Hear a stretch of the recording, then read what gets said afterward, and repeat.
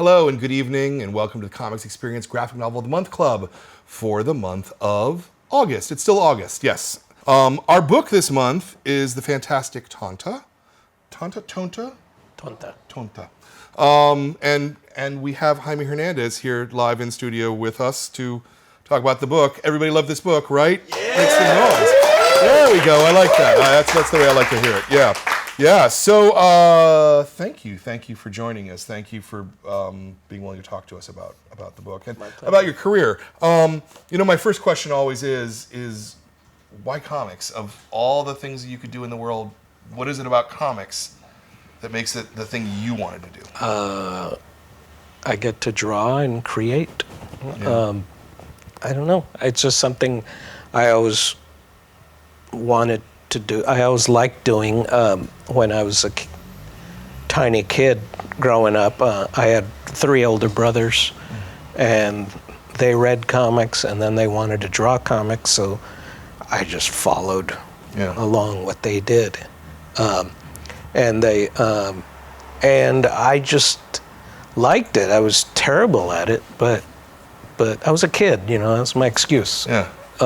Do you have any of the comics you drew when you were a little kid still? Did Mom keep them? No. We were kind of a family that had a small house, so after a while things just got thrown out, But I kept stuff as far back as the early 70s, but that wasn't my greatest period. Yeah. When you're in 3rd grade, around that age, your imagination is just wacky. Those are my best comics ever. Yeah. I've never drawn better comics since.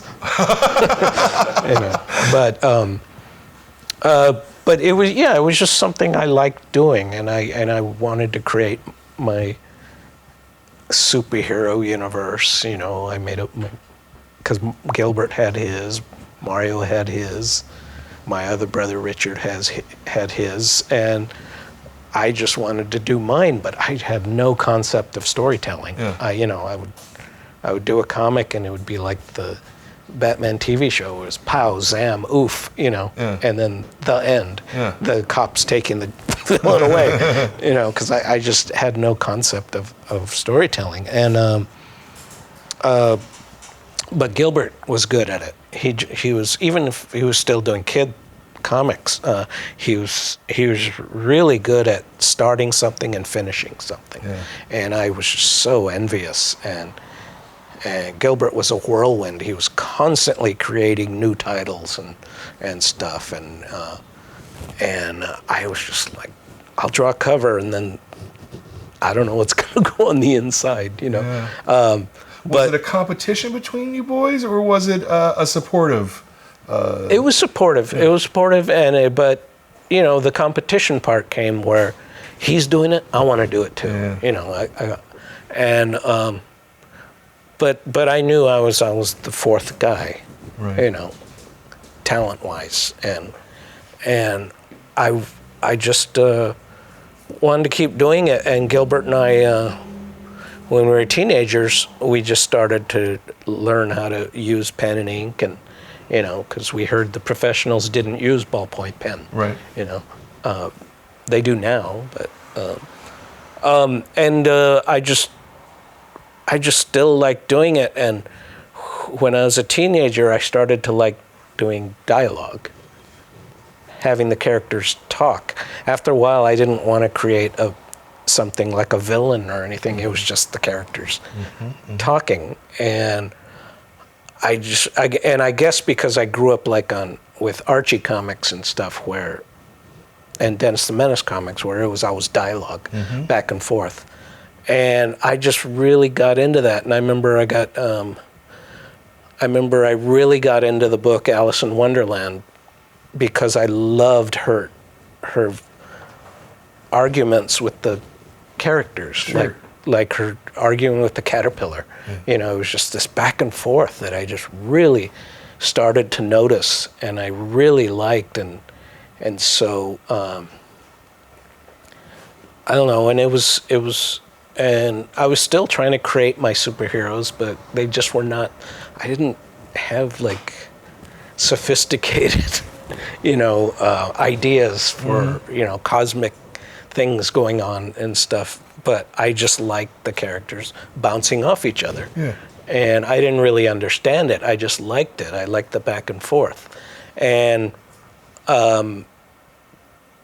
pretty soon, when we were mid to late 70s, we discovered magazines like Heavy Metal, that was reprinting French comics, and not one of them cared about superheroes. Sure. And it was like, these kind of are free, they just kind of let you it's kind of like, and it's like the underground comics. They just write what they want to. They don't write what they think you should do. And that kind of freed us, and then we got into punk, and that really freed us, where it was like, you mean you guys are doing this without the permission of some big record company? And I was like, this is awesome. I'm going to do my comics like this, where I'm just going to do whatever I want.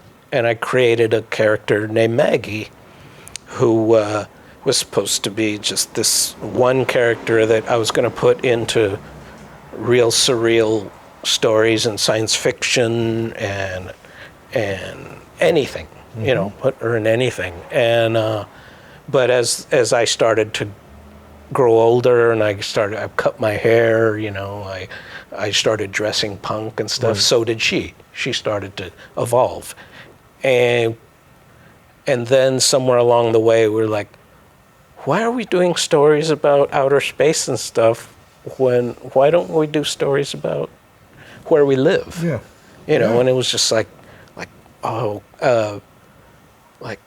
this is way funner than a comic, a usual comic I'm reading, when we go cruising on Sunday night and get in trouble and get drunk and just, it was just all this stuff like, hey, our home life and our punk life and all this stuff and hanging out with our friends, that's really fun, and those are great stories to tell. They're really funny. And so that's how Love and Rockets started to form. I mean, before Love and Rockets. Sure. And Gilbert and I had been trying to, we were trying to break into the comics industry in a small way. Like, we would do a drawing for a fanzine, anybody who said, we need illustration, send us a copy and you'll get printed. And that's all I cared about. I didn't know you could make money off this. And so, but then we started to write and draw our own stories with our characters. And we started to do it and with pen and ink but we had nowhere to put them. And we were like, I want to do this, but, And then one day Mario, who was a responsible adult with a family, raising kids and stuff, he came over and goes, what are you guys doing?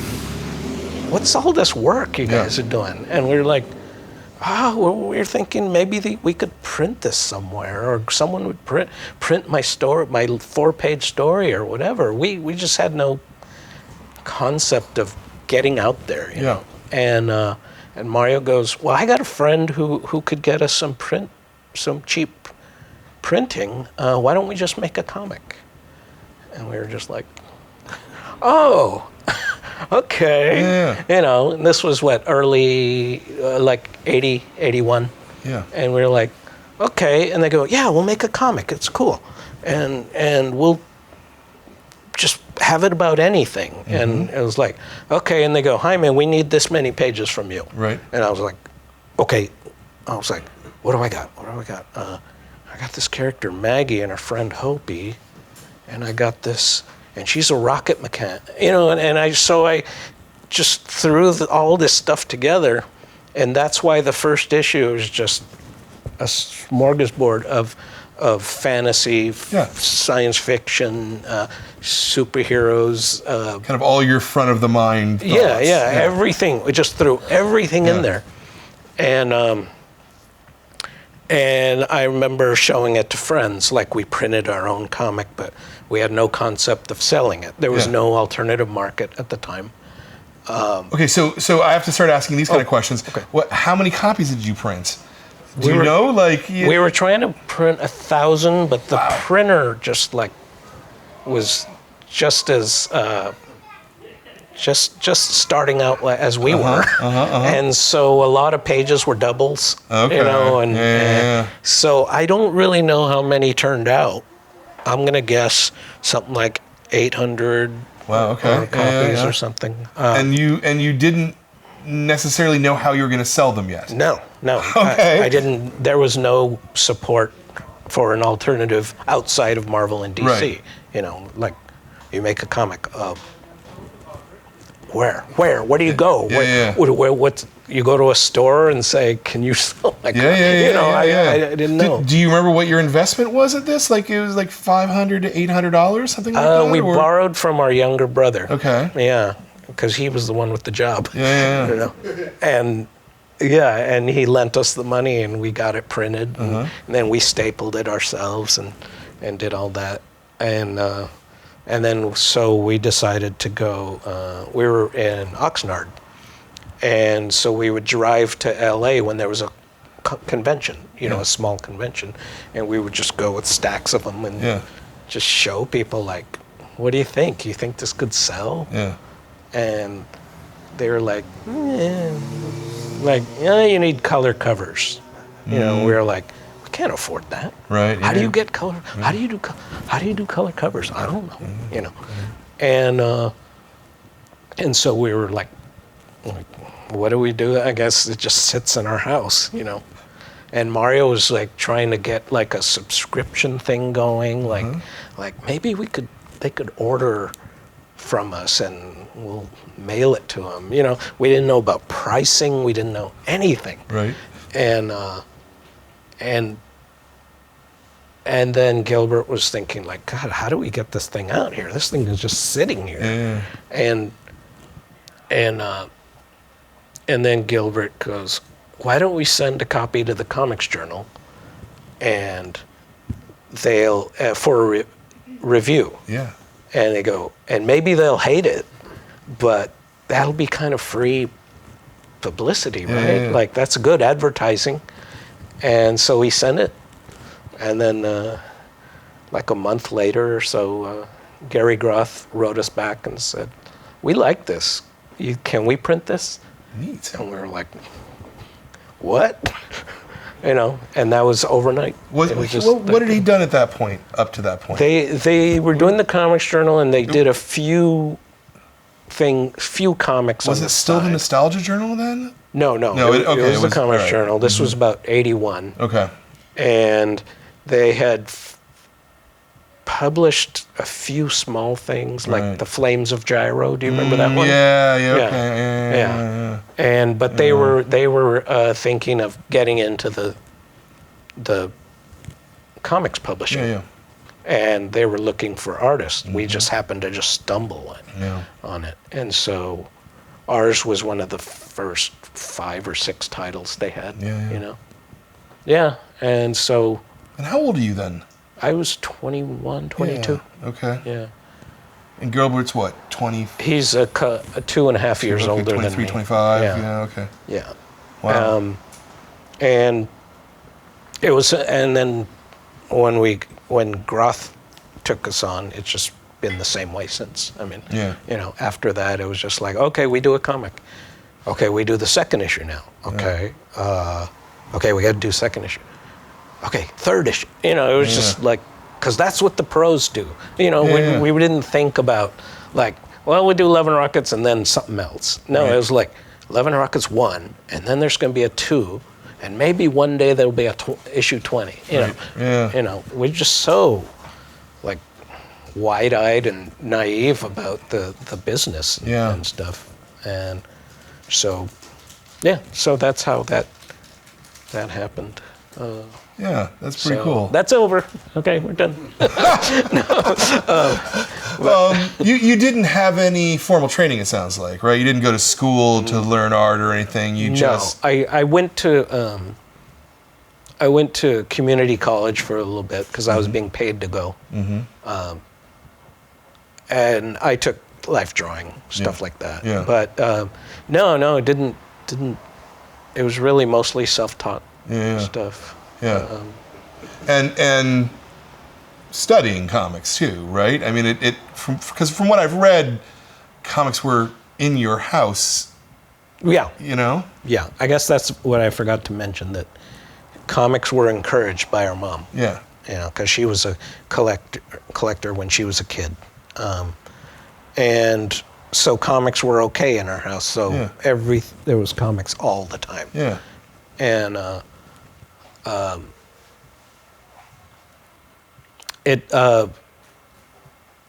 I remember we had this. We had the Marvel comics that Mario would hoard, because those were the serious comics, and then there was the Archie, Dennis the Menace, Richie Rich, Little Dot comics that were for the kids, for us kids to, and we could tear the covers if we wanted to, and so. And were those your mom's comics? The no. By then, by like late 50s, she would give Mario money to go buy. Okay. And he started to collect them more and more and more. And so he was kind of the gatekeeper of, Okay. Yeah. Okay.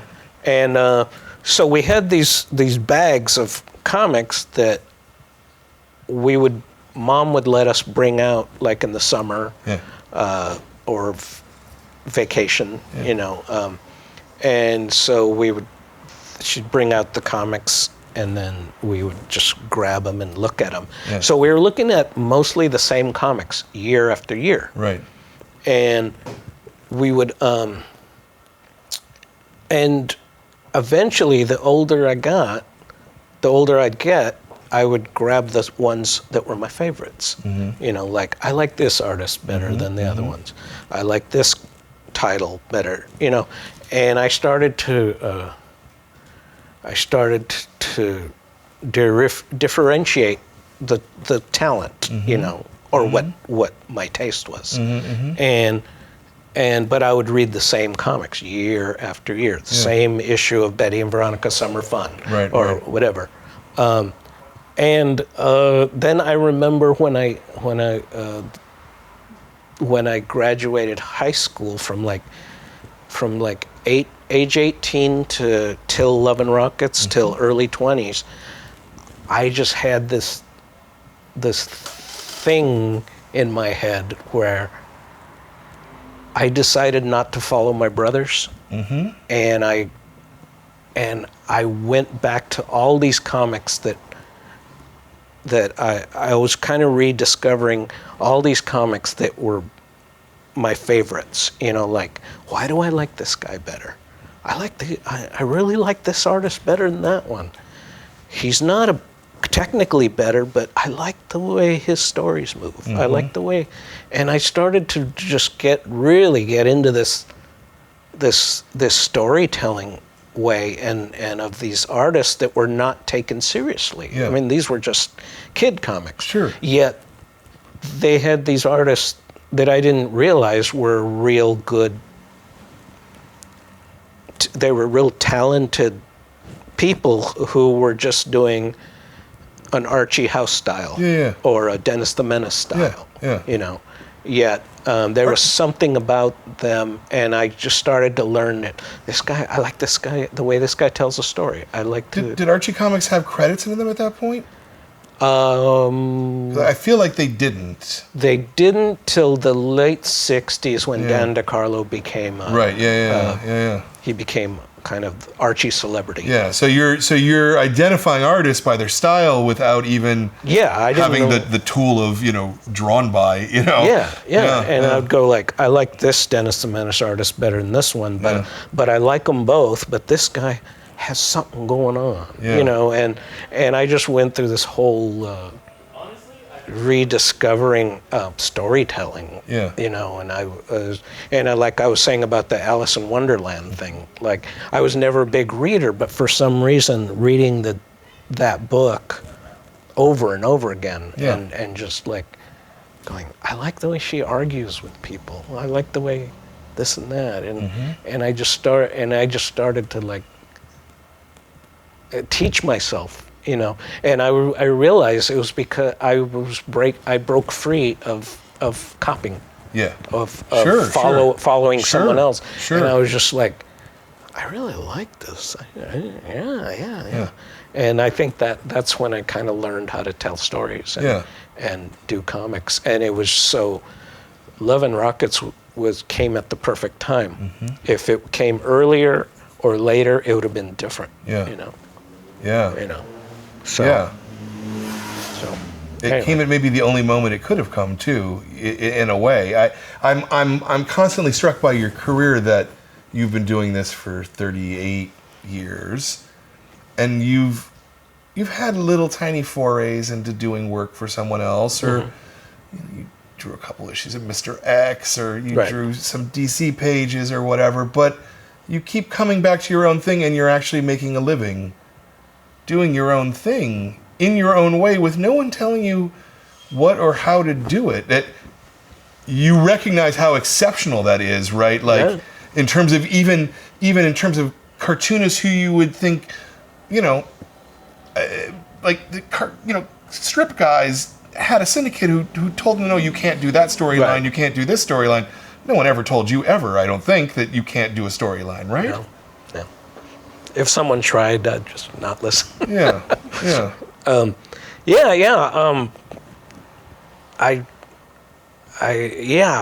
got the best job in the world,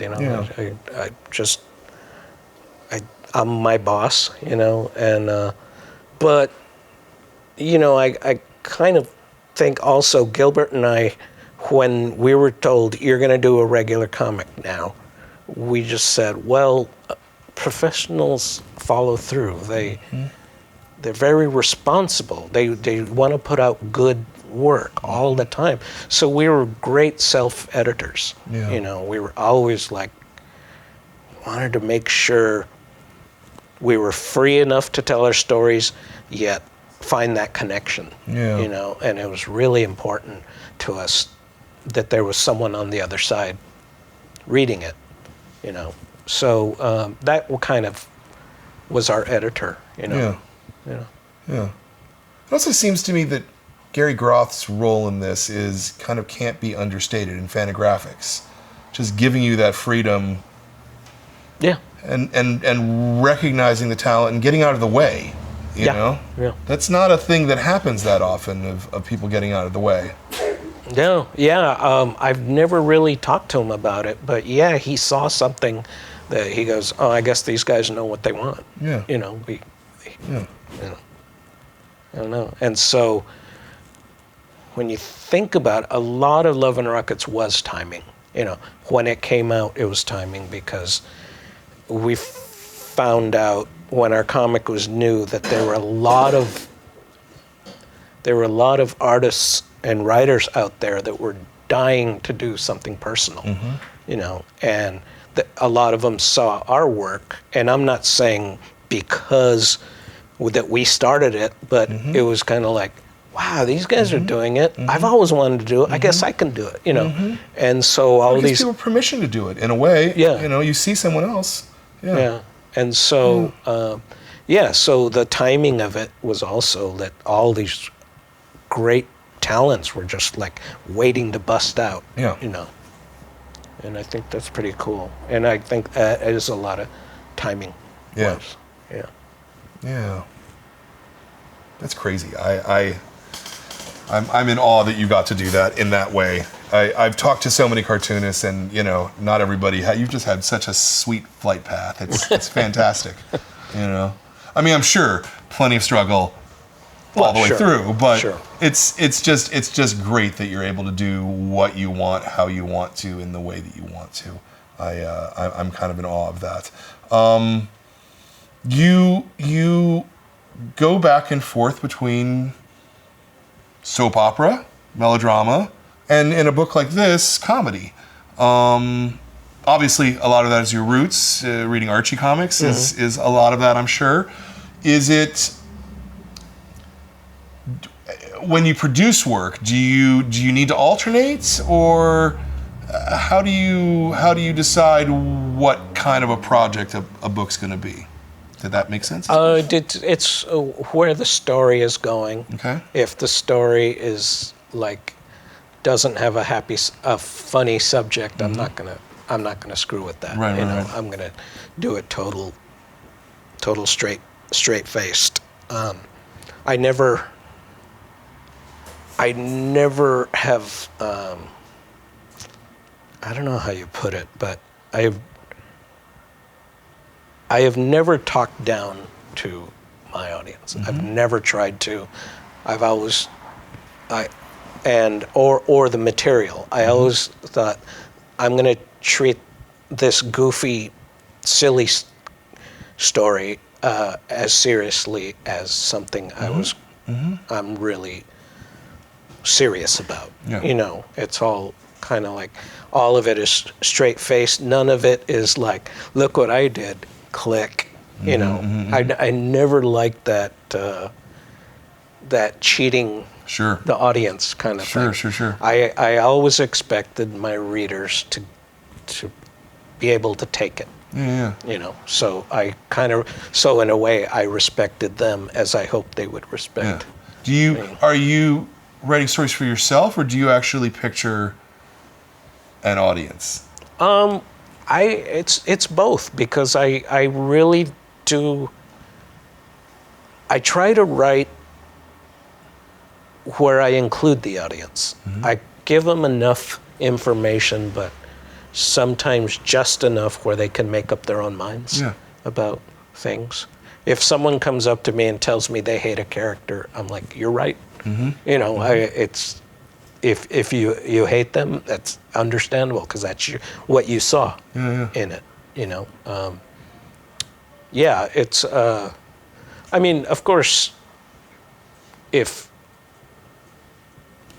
the certain information I'm giving has to be taken a certain way to get the story across, but as far as characters, you know, if they don't like somebody, they don't like somebody, and that's totally their opinion, and I totally respect it. You know, and so I like including the reader in my comics. I really try to give them just as much fun as I'm having. You know, kind of like and say almost. You know, without them telling me how to whether to kill a character or not. I just love that connection. You know, that they're involved too. Yeah. You know. Yeah. What's your process like in terms of, you've got a blank page and you've got to fill it? Sometimes it stays blank a long time.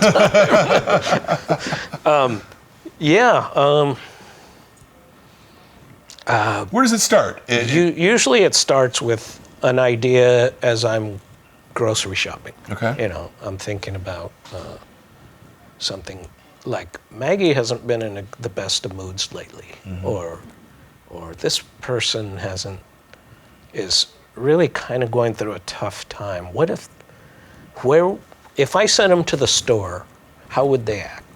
How would they treat it? Would they just be pissed and knocking over things, or you know, or how would they treat someone greeting them?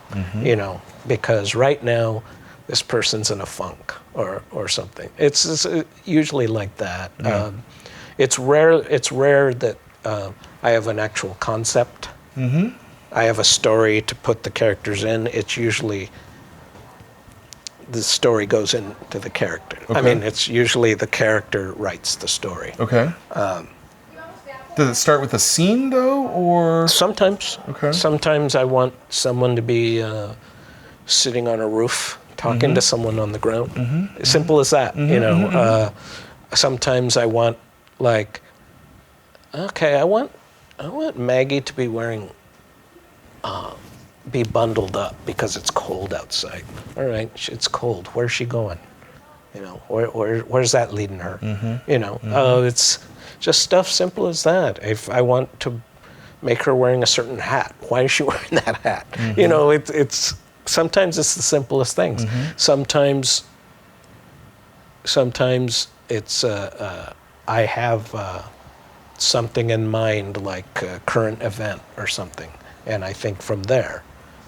But I've never been a brainstormer. I've never been an idea person. So I would say 90% of the time the characters write the story. Okay. Because if I waited for a concept, the thing would never come out. Sure, sure. You know. And so you start sketching? I start usually writing on a pad. Okay. A pad. Okay. Walks into a room, you know. What are you doing? Nothing. What's wrong? Nothing. Leave me alone. Okay, you're pissed, you know. But by the time it gets to the comic, sometimes that's taken it completely out. Sure. You know? Absolutely. Yeah. Absolutely. But you're not starting from a visual. Well, you may have a visual in mind. Yeah. But you're not starting on the page from a visual place. You're starting on the page from the word. Yeah. Yeah, but with Okay. the setting sometimes. Sometimes not a setting, just a room. And then that room becomes a school room or something, or someone's backyard. You know, as the story starts to develop. So. Yeah, it's always different though. I mean, it's always like my approach is always different. That's why I could never teach this stuff, because it's just circling in my head and something comes out. You know. So when I'm ready to go to put it on the page, I take the script and I start writing it. Okay. I start writing the balloons, and I kind of have a visual in my head. But I will start editing the balloons. Right. Like, they don't need to say this. He already said it here. Or why don't I just add that information here? Maybe the information should go before he says that. Maybe he should say no instead of yes. You know, it's Sure. So I'm constantly, my page is a mess. You know, it's just like notes all over all over it. And are you doing any drawing yet at this point, or is it still all? Sometimes. Okay. Sometimes I'm not. Sometimes I am. I'm just trying to picture it. That's all. Yeah. The page is like just this mess, erased stuff, and I'm moving panels over because I didn't need that one panel. Yeah. So I don't know how it turns out in the end. You know, I don't know how I got there. By the time the story is finished and I'm done drawing it, I don't remember that I went through all that trouble. Sure. You know, so I don't know. It's just a mess, but my head knows. I've just learned how to make it make sense. Okay. Communicate. So it sounds roughly to me. I mean, tell me how I have this wrong. That you're writing and then you're refining and editing and discarding and moving on the writing, and then you start drawing after that. Once you've got it kind of set as a set of dialogue choices. Sure. Is that kind of close?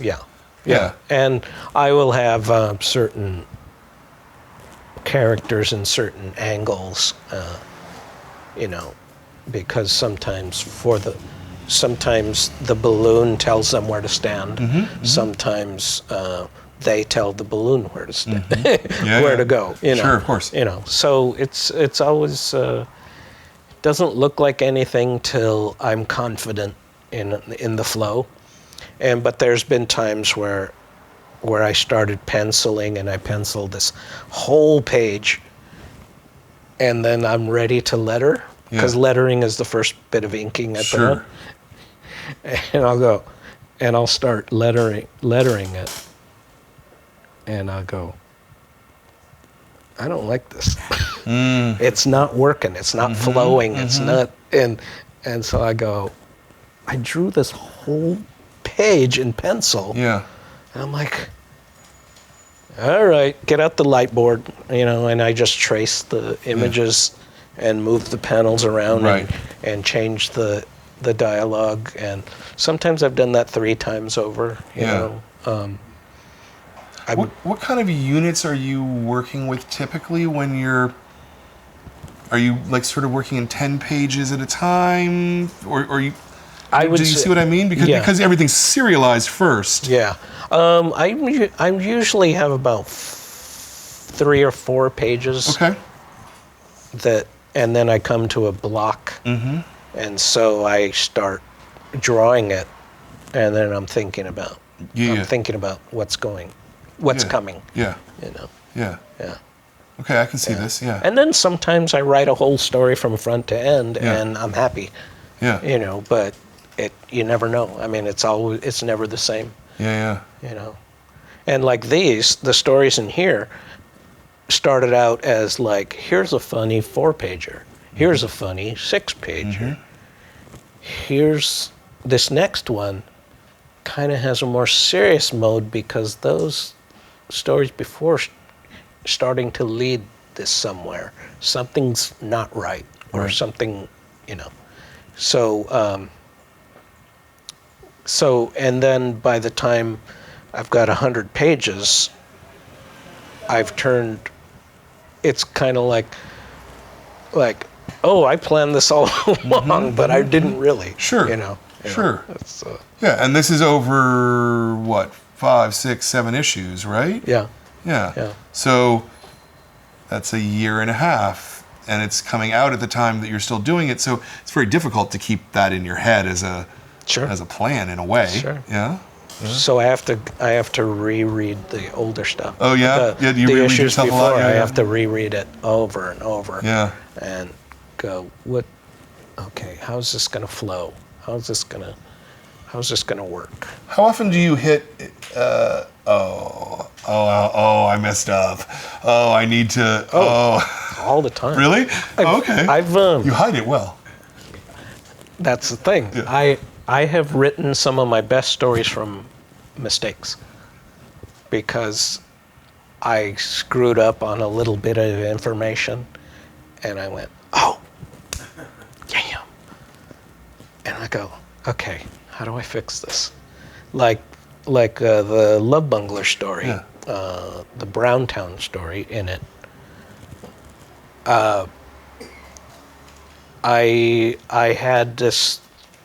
I wrote this story about Maggie visiting her family, and she visited her 3 brothers and a sister. And I go, okay, Maggie's got 5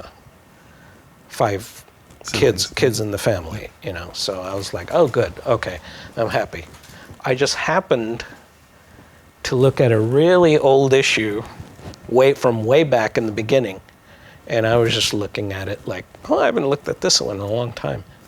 And someone's talking about Maggie having 6. And I just went, oh, man, 6. Okay. In the story I'm doing about her and the 5 siblings, I'm going to put in this part where they talk about the brother that left, that ran away. Right. You know. See, there was 6. Okay. And so I created her brother Calvin, who was, I had them talking about him, and he said, oh yeah, Calvin who ran away because he got a girl pregnant or something. So I go, okay, Calvin was trouble. Calvin was trouble. That I do know about this guy. How did he get in trouble? How did he separate from this unit? You know, why was he the only one who split? And so I just had it in the back of my head for a long time. And I went, and then in that same old story that said she had 6, they talked about where Maggie and her family moved away for 3 years. Maggie moved away. And I was like, I wonder what happened. You know, they moved away for 3 years and then she came back. And then I was thinking, what, you know, and I always thought, what happened during those 3 years? They moved to a desert town in the California desert.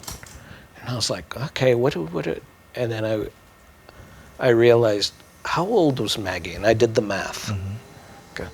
She was 10 to 13 years old. That's a big time. in a young person's life, going from 10 years old to 13. And I go, okay, so something happened. Yeah. Something happened. And so I started to put it together in my head as I was doing other stuff. I was just going, okay, so there was something that happened in that 3 years. Okay. And so I ended up writing the story Browntown, which was one of my favorite stories I ever wrote. And it was all because of the screw up. Yeah. You know? Interesting. Yeah. How real is Maggie?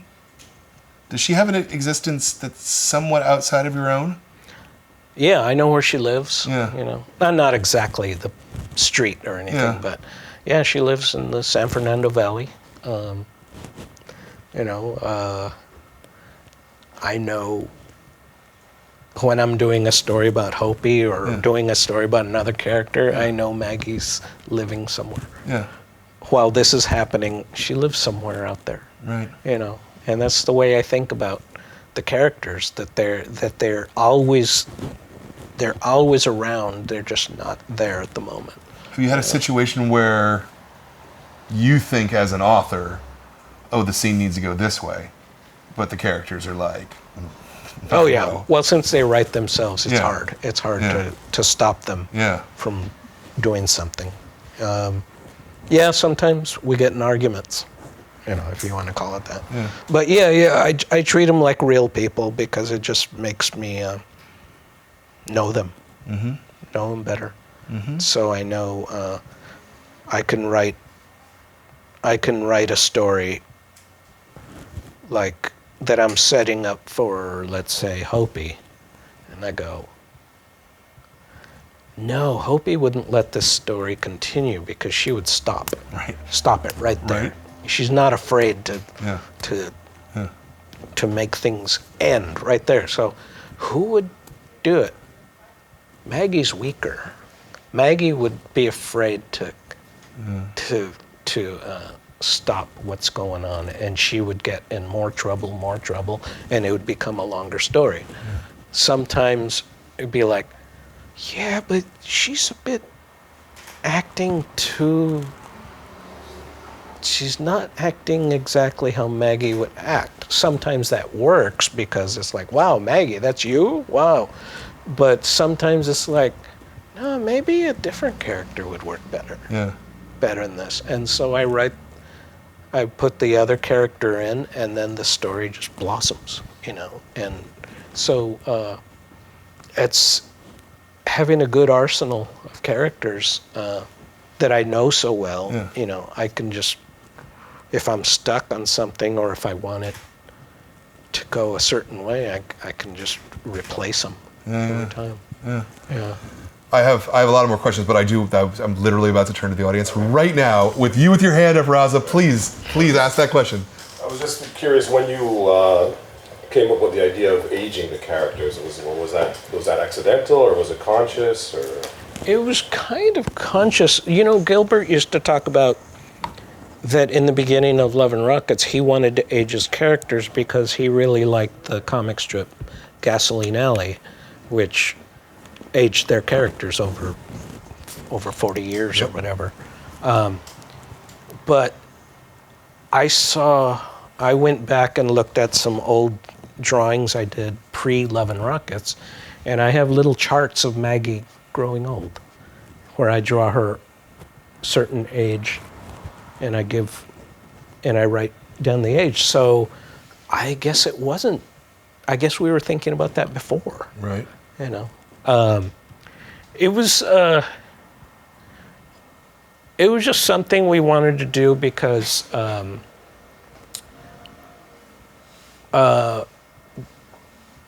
growing up with family and aunts and uncles and grandparents from the old country, we always had this sentimental thing about the past of these, like when my mom was a kid collecting comics, when, you know, and then like, oh, remember our uncle's house that we used to go to when we were little? And I felt this way when I was like 6 years old. I felt like remember the old days, which was like a year before or whatever, but we would always talk about, remember when we were little and we used to go to Tio Lalo's house and this and that, and remember, this, and there was just something really warm about it. And then also the relatives telling us stories about their past, about growing up. My mom used to love to talk about growing up barefoot poor, but she said it was the best life ever, It was just, and she just made it sound so cool. And so we found out by aging the characters that gave them a past. It gave them a past, and it almost gave them a future, kind of. And so it kind of helped a lot more than we thought, because we just like, I can look at the first issue of Love and Rockets and go, oh my God, they're babies. We were all babies then, even me, and it's just a warm feeling to me that I try my best to give to the reader without the syrup being poured on it, and so yeah, the aging thing, it was a mixture of reasons, but it worked out for the better. I also imagine that your interests as a creator change over time, and you don't necessarily want to still be writing wacky teenage hijinks. Right. Right. Into your 50s. There's just a point where life becomes about different things. Yeah. And which brings up Tonta. Yeah. When I decided to do teenagers again, I realized I have no idea how teenagers talk anymore. And I would try to listen to my daughter talk, and I go, no, she's not saying anything different than I did. I don't. And then she'd say some slang, and I just go, all right, I don't know what that means. Yeah. I don't know what that is, And so it's really hard to disguise the fact that a 55-year-old man is writing 16-year-old kids, right? And it's. But it's funny, like when I have them say things, I go, oh my God, I'm doing like the Dead End Kids in 1939. They're like gutter tramps from the Depression era. And so I have to be careful. Yeah. Okay, they're not going to use so much slang. They're just going to talk. I mean, do you ever go to your daughter and ask her to read it? No, she's not interested. Okay. Yeah. Like at all? It didn't pass. Yeah, okay. There was a few times where she was like, I want to read your stuff, but she wasn't old enough at the time. Yeah. And then now that she's old enough, she doesn't care. Yeah. But that's all right, But, I mean, she grew up on some comics, but for some reason, mine, she's not. Not interested. You can't expect it's going to pass like a gene necessarily, right. Or a virus. I don't know what quite it is. Questions, people? Oh, seriously, we got Jaime Hernandez. There we go. So many questions. I feel like one of the things that you're strongest at is the way that you use shading and light, and especially given that you work in black and white. How did you develop that skill? Because that's I feel like a supremely difficult thing to pull off. Part of it, I mean, learning from other old cartoonists and stuff, but another thing was, since our comic was black and white, we did a black and white comic because it was economical, not because we thought it was artistic, So I just knew that we didn't have color, so it was like, well, I'm going to have to learn how to color this with black and white. And so that's where I learned to spot blacks and stuff and shading and stuff like that, because I wanted to look pretty, Somebody came earlier with a poster printed out from one of your pages from '83 at poster size, and I was really struck by just how much cross-hatching and you know, it was all I'm trying to fill in all the space, you know. I don't quite know how to do it, you know. And the simplicity and kind of elegance of your line now, I do you find that less is more when you're... Yeah.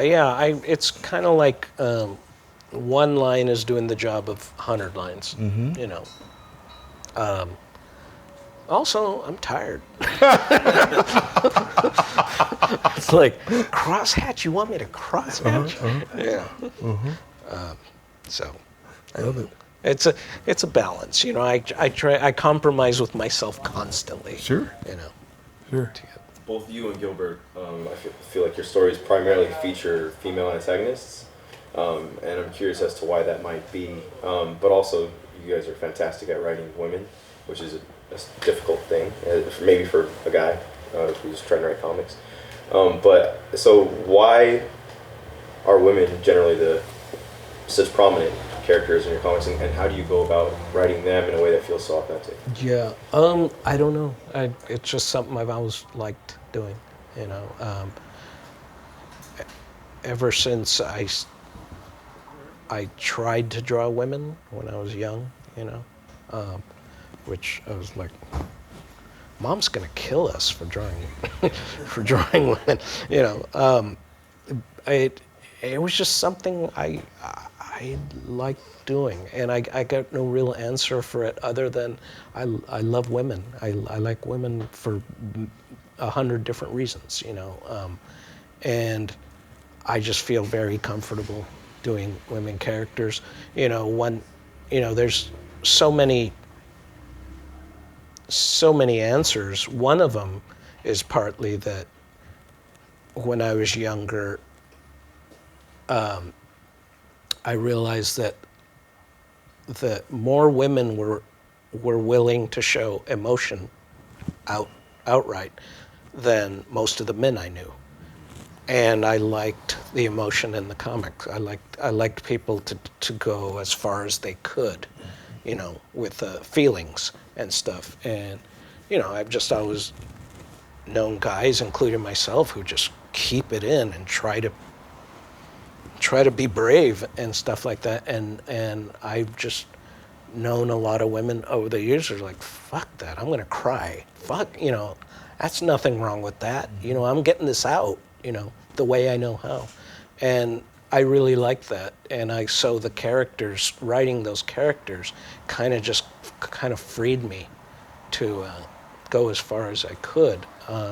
You know, then there's other answers, like I like drawing women, obviously, you know. I don't know, it's just something that felt right. And the first time a woman approached me about my comics and said, I really like the way you do women, I would go, good, I get to continue. You know, I'm on the right path here. You know, so.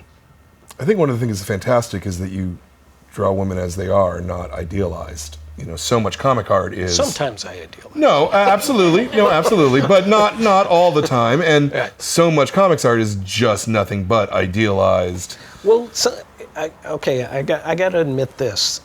Sometimes it's getting my cake and eating it too. Sure.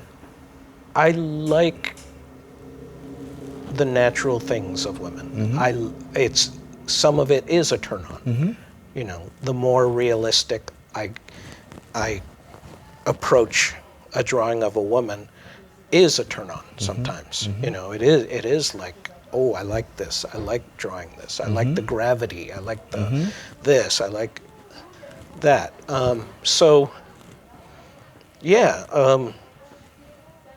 you know, it's like I was never pleased. I was never pleased when I did a pinup of a perfect woman. Right.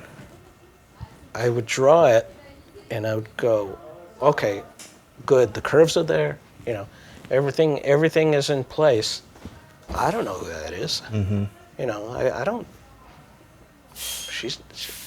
I got to give her a character. I got to give her a life in order for me to fully appreciate what I put down. Yeah. You know, and I don't know. It's just something that I just always had, always felt. I wasn't happy with just a drawing. It's hard for me to just do an image Yeah. unless I know that image. Yeah, that makes sense to me. In the back. Well, first of all, muchas gracias, Jaime. Thank you very much for giving us this amazing work. I'm from Venezuela, so I came to your writing, to your book kind of late in my life. I didn't grow up here in the United States, so that was in 2005 I came here to live and whatever. I get to your book. So the first encounter that I had with your book was with the trilogy, Maggie the Mechanic, you know, and then The Girl from Hoppers, and finally Perla, La Loca. And even though I pretty much have all your books, that's pretty much what I have read so far, because then I came back to Venezuela, whatever, and now I'm here. I get a question of, because you all are knowledgeable about all these characters, you know, Maggie and Hoppy and Nisi, and of course Rena Quitañón, which pretty much epitomizes everything, this fantastic world of lucha libre, I would say wrestling, lucha libre. However, there's a character that I kind of worship and love, and it's Penny Century. You know? So yeah, she's awesome because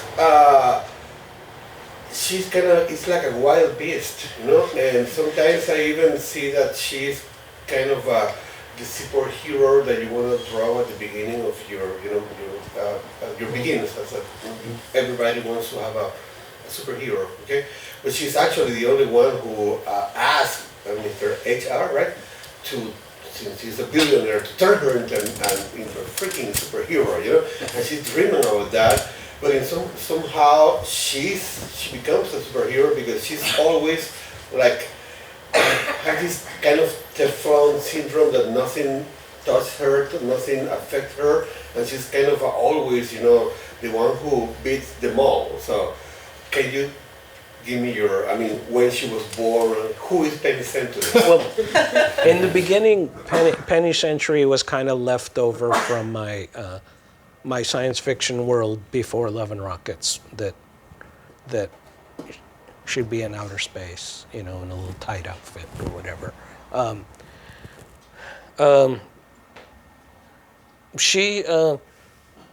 I threw her into the comic. She became one of Maggie and Hopi's friends, but there was something separate about her that while they lived on the Earth, she didn't seem to live on the Earth, you know, with them. She didn't seem to fit.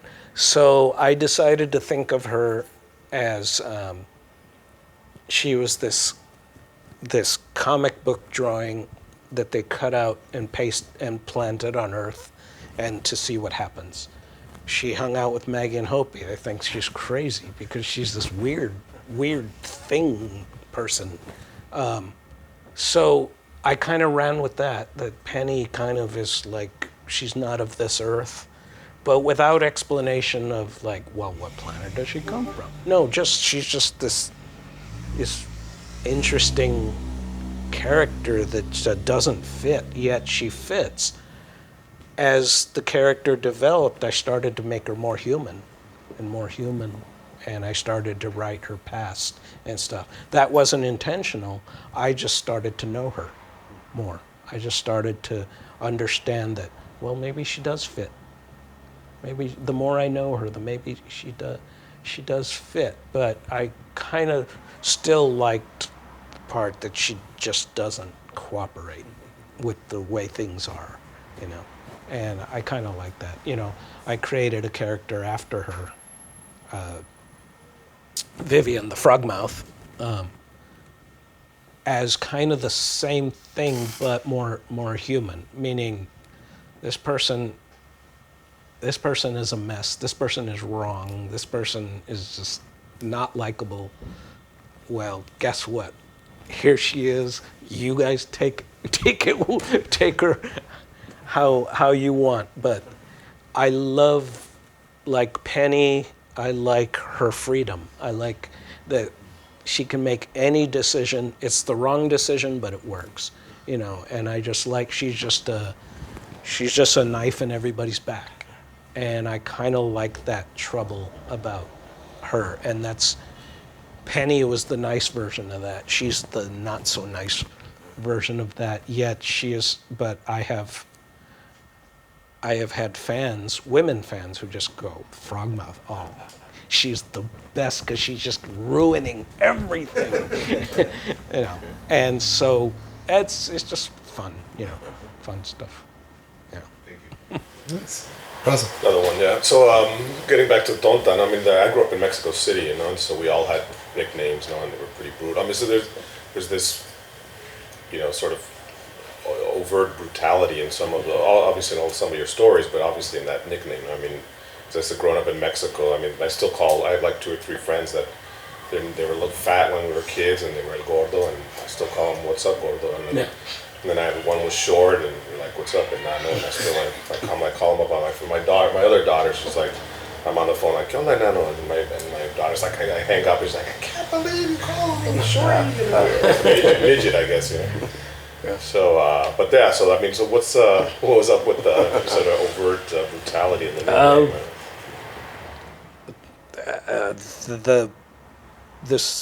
The fucked upness of life, you know, the she's got that label, and you find out that she prefers it over her real name. But Tonta, well, I was called Tonto my whole life, you know, as a kid.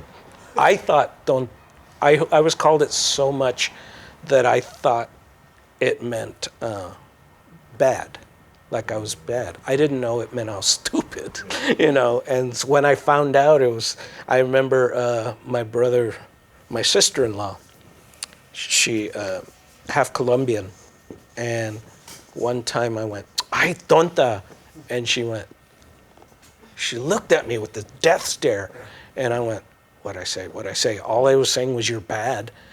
And then I realized, oh, it doesn't mean that. All these years, it means stupid, and it's like this insult, you know. And I go, so that's what I was called all these years. And so, you know, the Lone Ranger's partner is stupid, you know. That's fun. But I just thought it was a good name because she's stuck with this curse of this name, but owns it, you know, like, no, I'm Tonta, I'm all the way, you know, yeah. Very much so. Seth? Sure. There's a lot that I want to ask you, but I think one of the things that I love about your stories is that I can go back and read the older ones, and they feel a little timeless. They feel like they could have come out 5 or 10 years ago, and they were actually, you know, 30 years old. And it's interesting because usually in stories like yours, done by other people, there are ideas or tropes or even, you know, things that show up in the art that tie them to a specific period. And that doesn't quite seem to be the case with yours. Not quite so literally or physically. And I'm wondering if you do that intentionally, or if you come to it the way you say you come to the rest of it. It's a mixture of it.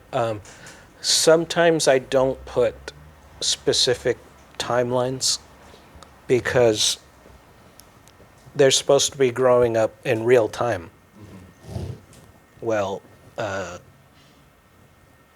story I just did, Is This How You See Me, happens in 2 nights, and it took me 3 years to do. So how old are they? You know, are they current, or or did this happen back in? So you know, I work slower than real time. So I mean, or my characters, you know. Sure. So I try not to put a lot of current things in it because I'm not sure exactly what year that story happened. It could have been 5 years ago or a year ago, but I can't. it's hard to do the math sometimes, you know. You're lucky that the punk scene hasn't changed much. Yeah, I try to keep things that are timeless, like you were saying. Partly also because sometimes current events in comics and stuff kind of spoiled it for me, you know. It's like, okay, so you're putting into their world something from our world. That sometimes that would, I don't know, it just didn't work for me, you know. I prefer them to have their own problems, I guess, you know. I don't know. It's like I said, it's a mixture of a lot of different things. I'm a person. I'm five guys in my head arguing all the time.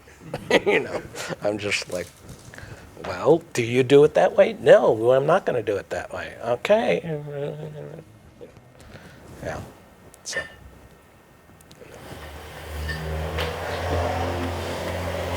So the first issue of Love Rock I picked up was the issue with Flies on the Ceiling.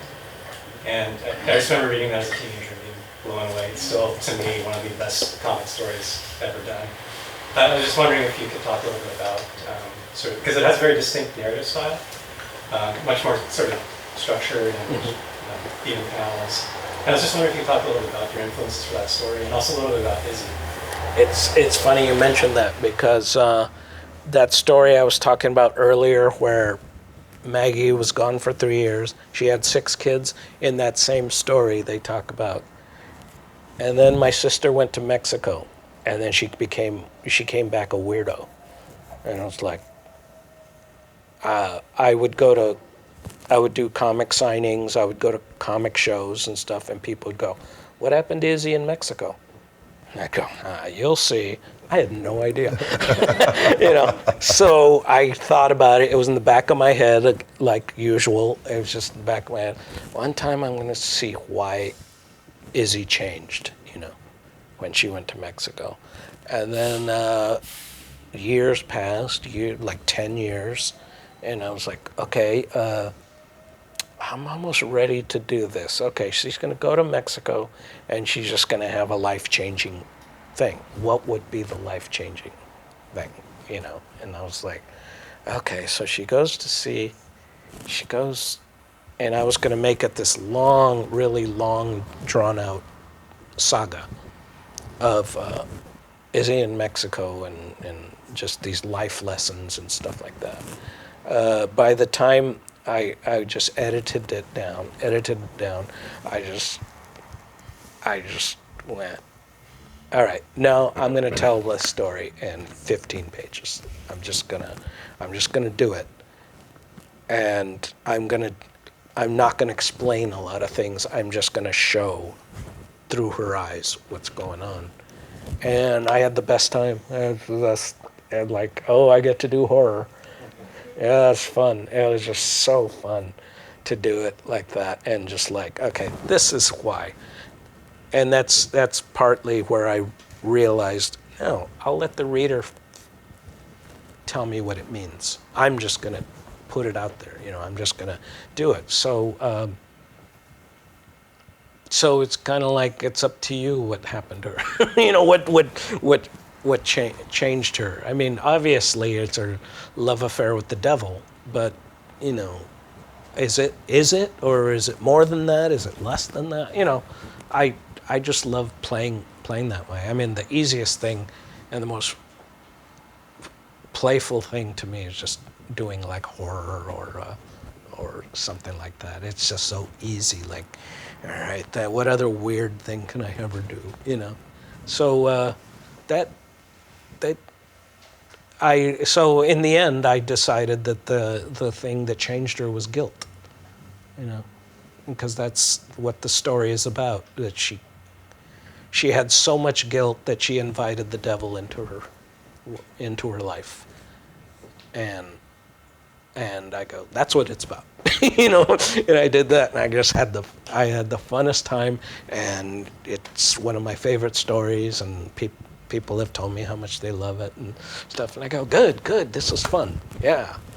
Having fun with tragedy, you know? You know what I mean? Yeah. Do you think of the characters in color?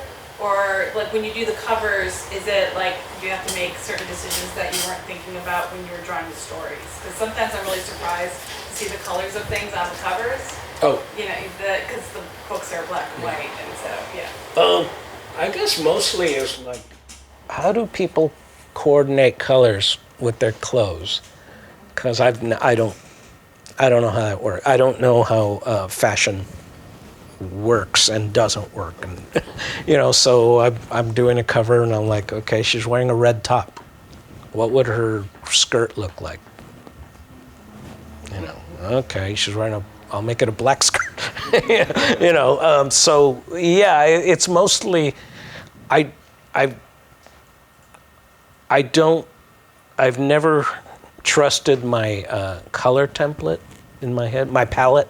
I've never learned how to match colors and stuff. So that's why covers of mine are usually very bright. And it's because I'll say, okay, she's wearing a red top. Okay, I haven't used any blue. Where can I put some blue?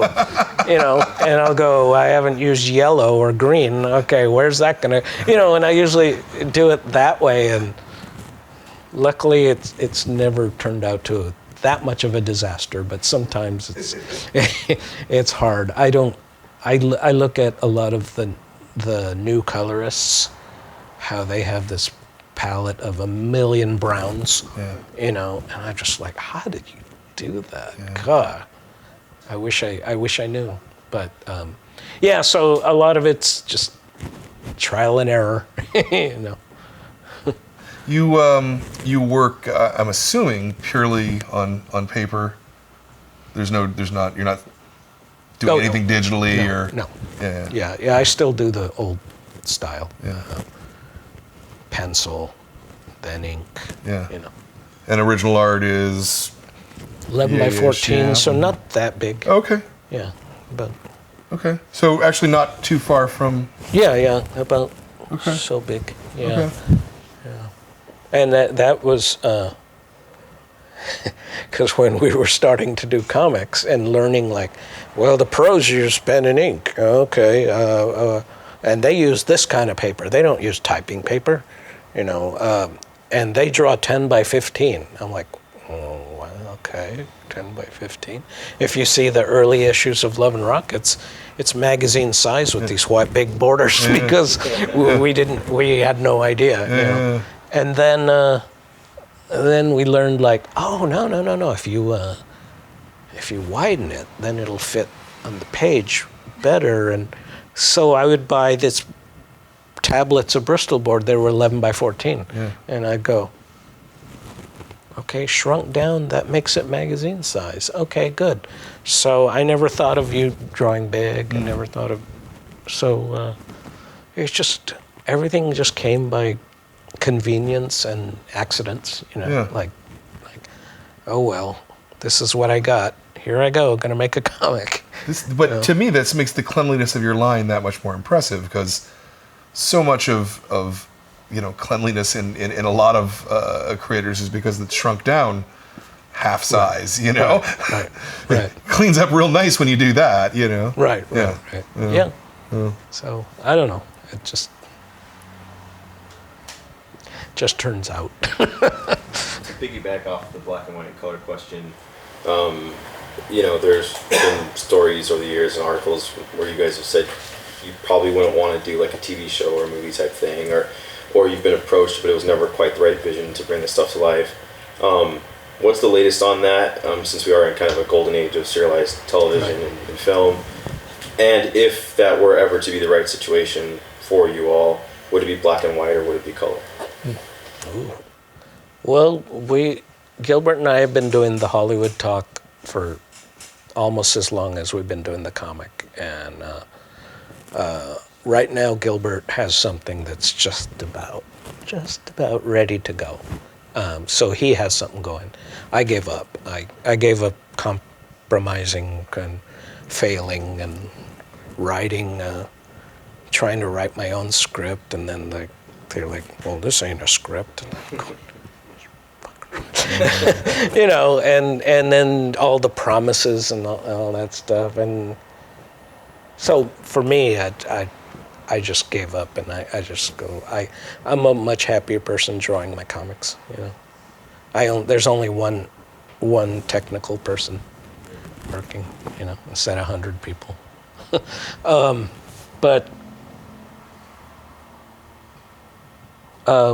you know, I go to the movies, and then they show the previews, you know, before the movie, and sometimes I picture like Daffy's big face on the camera, and she's like bright blonde hair, spiky hair, and her wearing her leather, and I'm just like, yes, and then I go like, nah, too much work, too much compromising, you know. But yeah, Gilbert's been working on something. Happy to compromise. Oh, sorry. I think Gilbert's finally taking the money and running. You know, he's just like, okay, do my stuff, just give me money. Yeah. Yeah, but yeah, I could go on and on with this, my experiences, but I don't. Let me. Fair enough. Questions? No? Okay, go ahead, go for it. Sorry for asking so many, No, but you know, you come from punk rock, and the way that you all started was so just like, make a comic, let's make a comic, let's print it, like whatever. You're just doing whatever you could with what's around you. I see you, at least on social media and stuff, supporting a whole lot of different artists, whether it's just showing up to their stuff or being friends with them or whatever. And I think that's really, really cool. Like, you know, Helen Joe and other folks who are working in zines and non-digital mediums. But I wonder, given the punk rock DIY ethos, if you were telling someone who's starting in comics today, like, what would be a way to go about it? Would it be self-publishing? Would it be zines? Would it be trying to put stuff online? Like, is there an equivalent to the punk rock way that you all started making comics today, or is this not even something you think about? Well, when you think of it like the zine world of comics, the minis, as they call it, I don't know if they still call them that, but if you think of it, they're doing exactly that. They're doing it themselves. They're printing it themselves. They're they're getting it out there any way they can. You know, so I think that's cool. You know, that it kind of frees them from this corporate part of comics. You know, where it's like, well, I want to draw my own, and I just want to do it. And it was kind of how we were. We just had no support system. Now there's like whole different parts of the comics industry that's just the DIY, do-it-yourself thing, and then later someone's gonna come up and do another one. It's just cool. It's just, I think, and I say this every 5 years or so, but this is the best time ever for the comic book medium, because you can go high, you can go low, but you can do your own. You can be an artist who's a terrible writer. So if you want to get matched up with a writer, or if you want to just do covers for Marvel, or if you just want to do it by yourself, you know, it's just the coolest time. And I think there are more comics and creators than there ever has been in the history of comics. And like you were saying earlier, it's just nothing like comics because it's so economical. If you have no money, you can still do them. You know, if you have no, I don't know, it's just. You don't have to be a master of craft, for example, to still do comics. Yeah, yeah, You know? and you can, like, I'm going to do my comic. If, I'll find someone to support.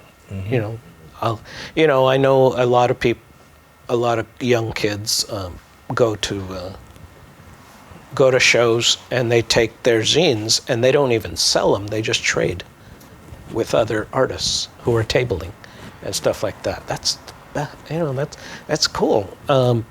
If you want to get rich, you got to find a way to get rich, but there is ways. There's so many different ways than there used to be, especially in 1981 when we started, and I don't know, it's just like, that's why comics are the best things on earth, because there's no bounds. There's no boundaries. You're just, oh, I don't want to do what they're doing. I'm going to do this one. Okay, you do it. It's cool. It's just best.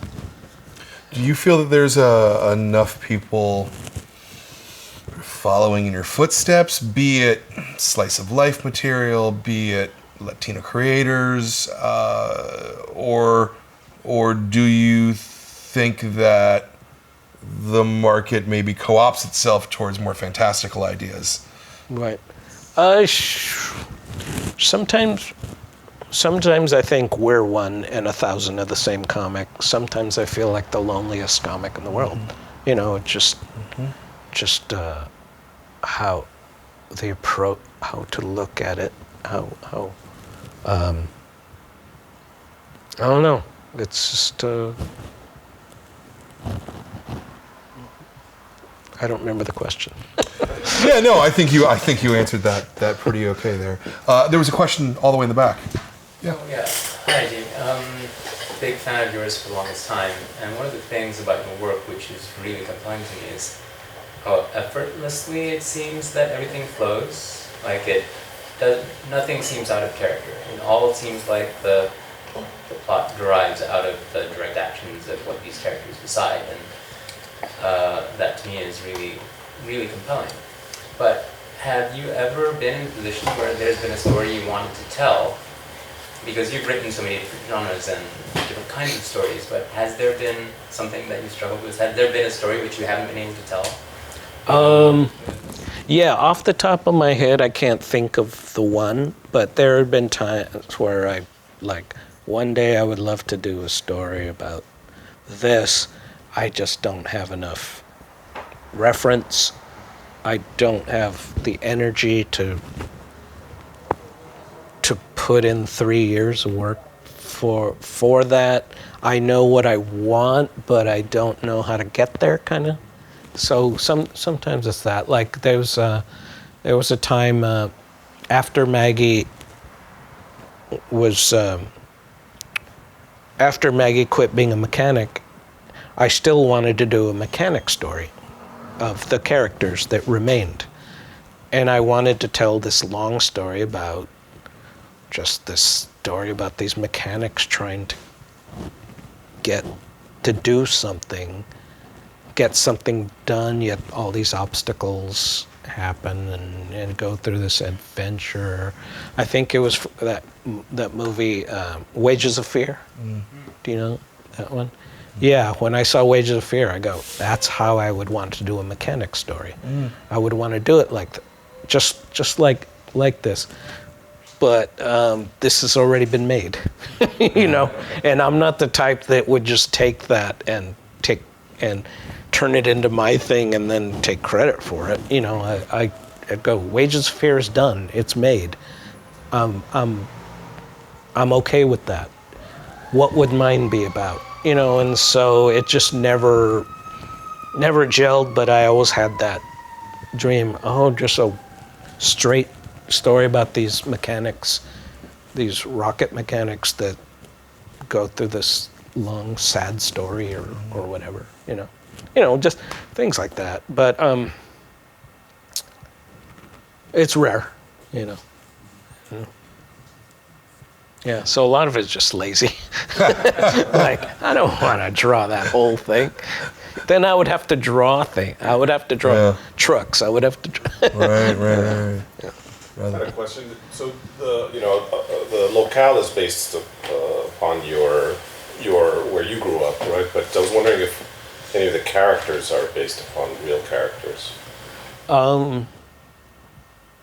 Rarely one person. It's usually like a person's personality, a person's hairstyle. Sometimes it's simply that, just a person's hair color.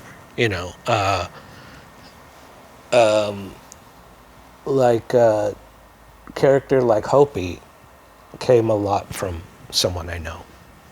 Her fireball attitude came from someone who was really close to me. So while I wasn't drawing this person, I just put their soul into Hopi. Like my character Doyle, he came from kind of a look I liked of a friend, how he wore his hair and stuff. But by the time I drew him, I created he had his own personality. He wasn't anything like that person, no one. And then Maggie is the least of everybody because she's a million people in this one character. Yeah, and I think that's why she's the easiest to write, because she is just a million people in this one person. That Doyle piece in the book is really good. The spring 1982? Oh yeah. But it's like just a 3-pager, no? Where you Yeah. Yeah. That's what the third person would do. What's that?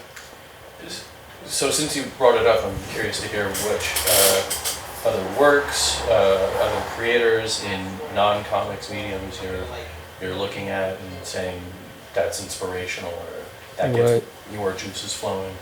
A lot less than when I was younger. When I was in my 20s, I would discover certain movies. I didn't even know who the directors were, but there were certain movies that just inspired me to lean a certain way. But by the time I put it down on paper, it wasn't that anymore. It was just kind of this driving thing that wanted me to get there. I remember really early on, I did this long story called 100 Rooms, and it's where Maggie and her friends stay in this mansion. This vast mansion where there's no end to this building. I wanted to do the architecture of the movie Son of Frankenstein, because the architecture's really wacky in it. I mean, just like beams shooting out of the wall and stuff, and I kind of wanted to do that. By the time I drew it, I was too lazy to try to figure out, like I got to do architecture. Nah. So I hid most of the story in shadows, and I didn't know that I was borrowing from the film noir directors, who had no budget, so they used lighting to make things, interesting. I didn't know I was copying that, But there's just been movies since I was a little kid that inspired me to want to do something. But by the time I did it, the characters took it a different way, Yeah.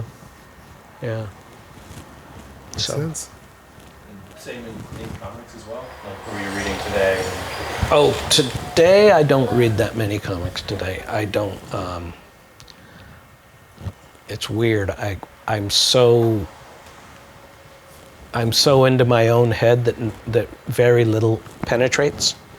If anything is going to penetrate, it's I will read a comic that somebody does, and I will go, oh, I like the pacing in this. It's slower than my comics. Maybe I should slow down a little bit, let it breathe more. And then sometimes I'll read another one and I go, wow, they're just blasting through the wall here. Maybe I should step it up. It's usually like a beat thing, And so sometimes I don't even like the comic that I got that idea from, you know, but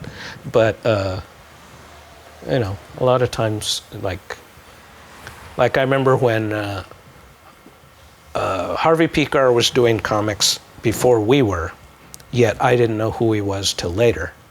And when I saw American Splendor, and I saw that he was just doing real time, and he was just him thinking about stuff, and it was just moving snail's pace.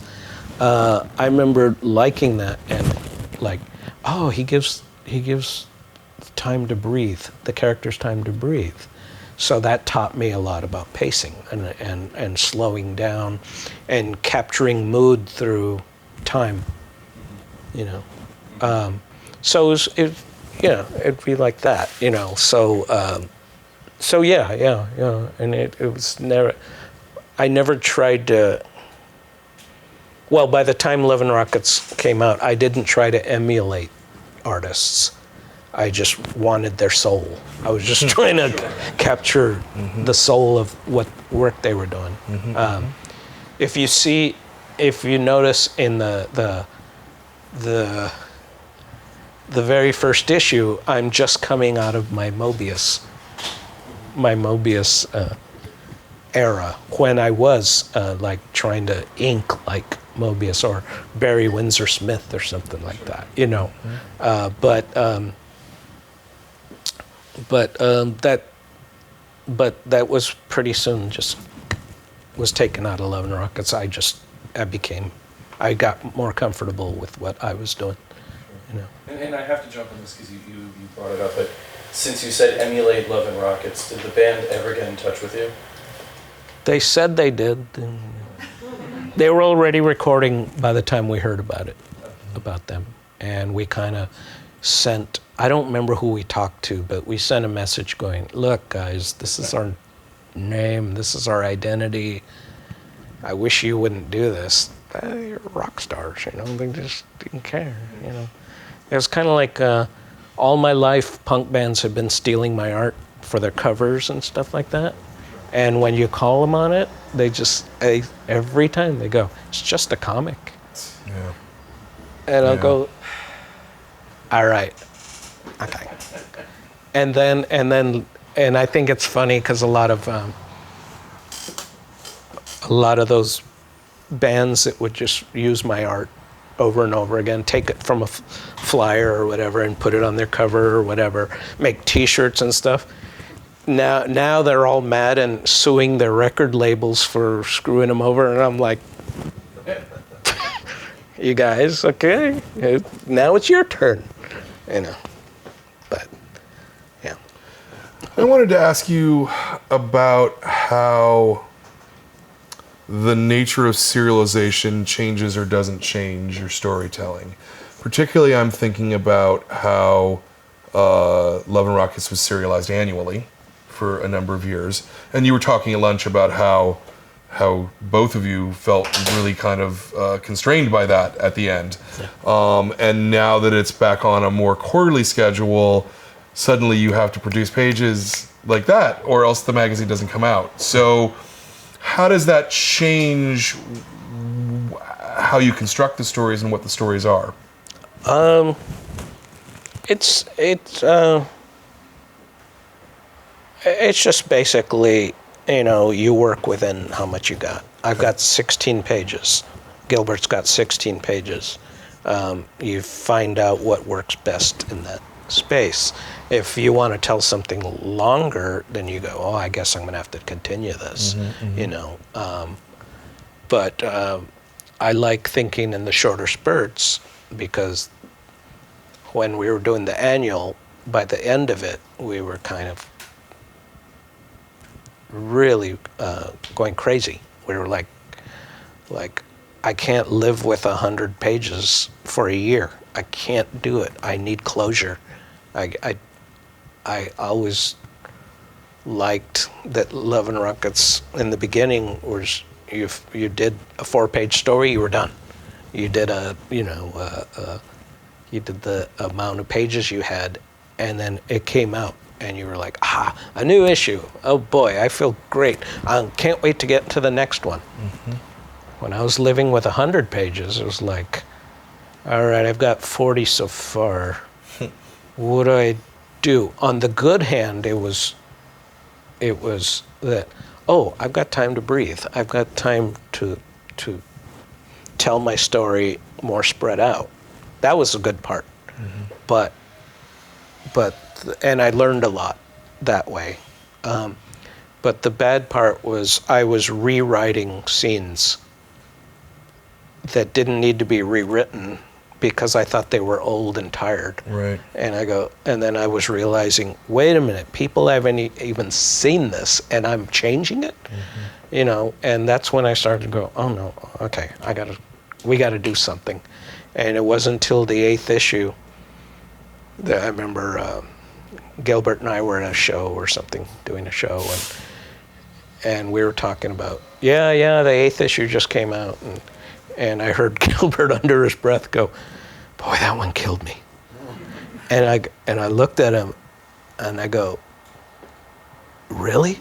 Really? Like you too? And he goes, oh yeah, this is killing me. And I went, hey, let's go back. let's do the comic again. You know, doing it short because I thought it was just me. Yeah. You know, but I think as a reader, I'd also say I prefer the quarterly. You know, the annual is just like trying to remember what happened a year ago. yeah, I went on like Twitter and Instagram because I didn't want I didn't want readers to forget me. That like in a year later, does this guy do comics anymore? I was like, here I am, you know. But I wonder too, because I mean, I think that in a lot of ways, being able to tell a story in a short amount of pages is more of a skill than having as many pages as you want. Does that parse at all, or am I off base? I could totally be off base. No. Sometimes, you know, sometimes it's better. Sometimes it's not. Like I said, the 100 pages taught me how to expand, taught me how to breathe more. But the short ones I enjoyed because they were just, it was like a spurt, and then you were done and free to create something new again.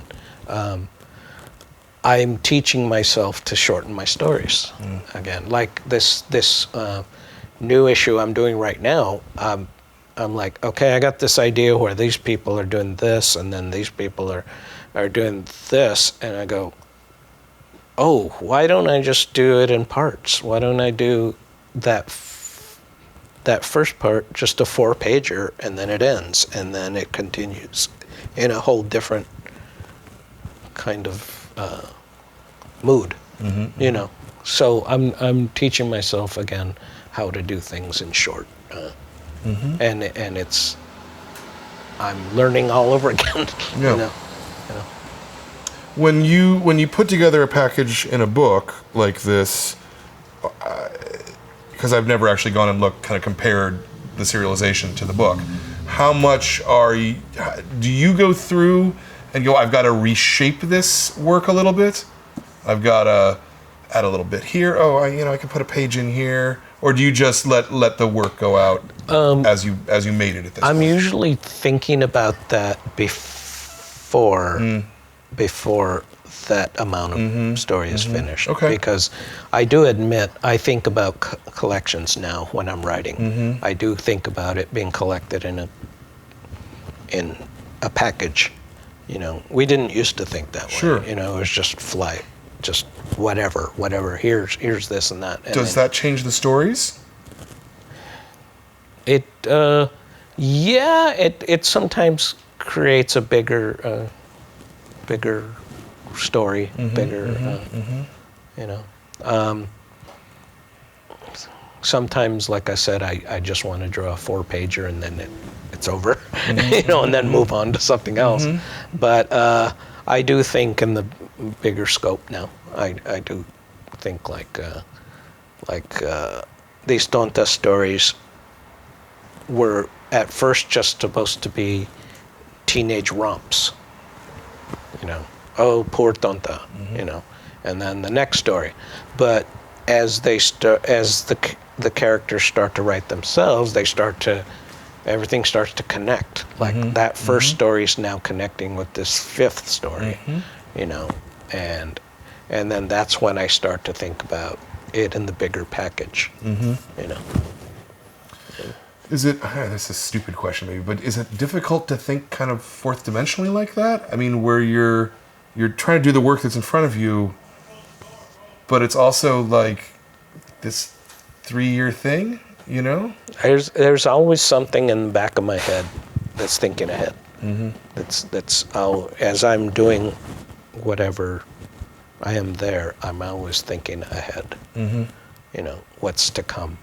Sometimes I don't know what that is, but it's open. Right. You know. Yeah. Okay. Yeah, in the back. So are the surreal, more sci-fi stories, are they a way to break away from that like overarching story you have going with the more realistic ones? You know, like with the realistic one, with, you know, the Hopi Maggie, like all those characters that you're thinking about how they act. Like with the more sci-fi ones, are you able to just work a different way? Yeah, it's kind of freeing myself from continuity. Maggie and Hopi's world is so tight, so like grounded in earth that sometimes I hate them. You know, like I don't even like these characters right now. So I get a break when I get to draw, you know, a woman biting someone's head off, or, you know, because it's just free. It just frees me. And then I do want to get back to the other stuff. That's why I'm doing the Maggie Hopi serious stuff, and then I have the Princess Anima stuff, because that has less rules. Yeah. You know. Yeah, so that's exactly why I do it. I just need a break or I'll go crazy, you know. And I don't want the characters to suffer because I'm not happy doing it, you know. The minute I'm unhappy doing something, I do something else. You know?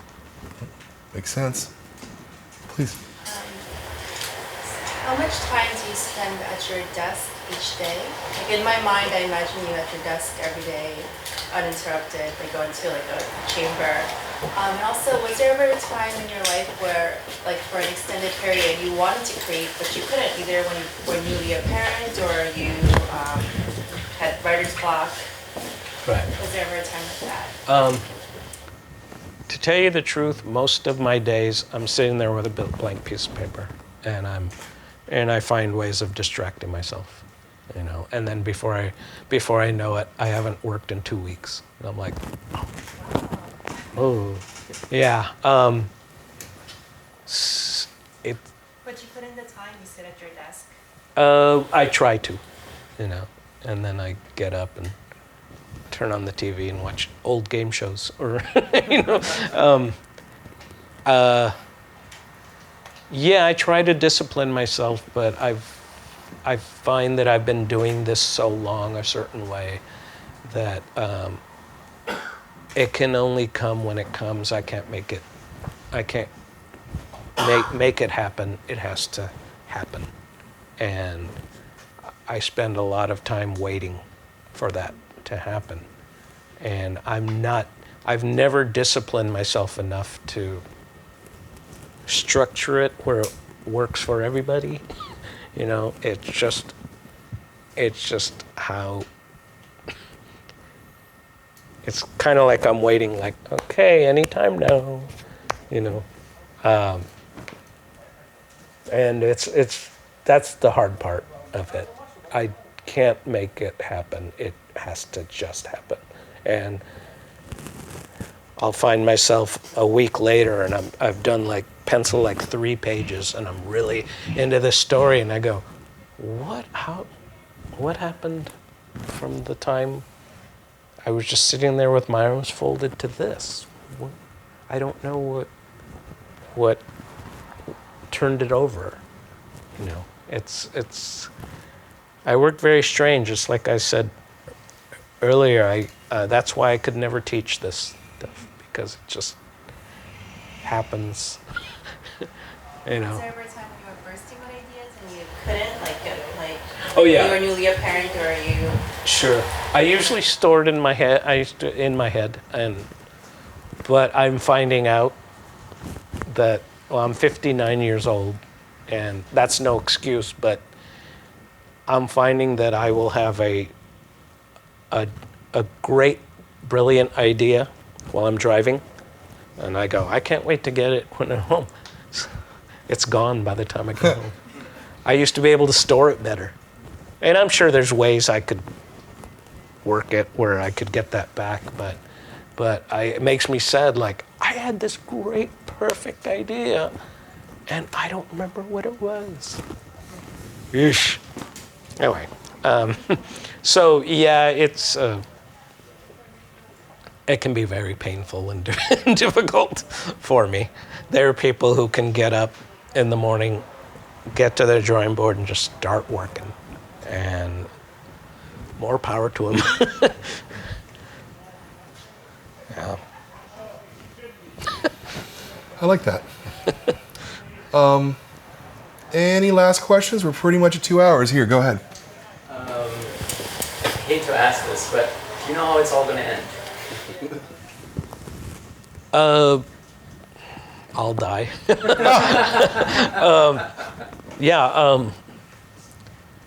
No, I can picture some characters disappearing. I can picture some of them being very old, but I don't have a story written for that. I just can picture, like, I don't know, Maggie being very old, but I don't know how, where, or what. I don't know. I don't know. They've been aging with me for so long that it's kind of like I still have the strength to get up in the morning and do stuff. So do they, I guess. You know, so I don't know. It's just. Are they keeping you alive, or are you keeping them alive? It's a compromise. I like that. I like that. Yeah. I like that. Very good. Obviously, normally there's a point where I say, well, what are you working on next? And, well, you're working on Love and Rockets next. Right. Right? Yeah. Right. Yeah. Anything other than just the normal course of work, or?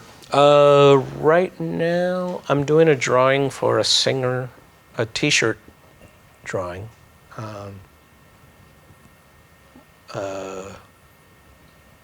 It's in pencil stages. Mm-hmm. Not a lot. No. What percentage of your work is or your time is put to doing that kind of a commission kind of work? It used to be a bigger percentage than it is now. I just don't. I don't take a lot of work, outside work. I'm just so into my thing that it's kind of like I don't want to do that other thing, you know. Yeah. You know. Gilbert just turned down a pretty good book deal, and he said he told me he goes, I just called him at the last minute and go, I'm not going to do this. And I was like, really? That would have been pretty good money, you know. And he goes, I don't want to draw someone else's thing anymore. Yeah. He goes, I just want to draw Love and Rockets. Yeah. And I go, yep, we're both going to end up very poor old men.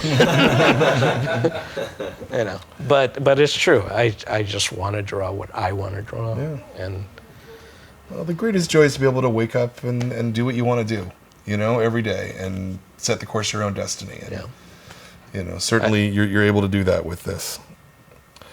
Sort of, yeah. Yeah. Okay. Well, you know, I think you're a master cartoonist, and I'm pretty sure everybody else in this room would think the same thing. I want to thank you for Tonta, but also for your whole body of work, the corpus of it. You are a fantastic cartoonist, and I hope that you draw as long as you want to keep doing it.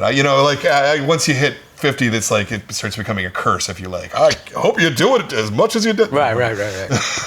I know it's the scary part is now I can count the years now. Yeah. Like, how many do I have left? Yeah.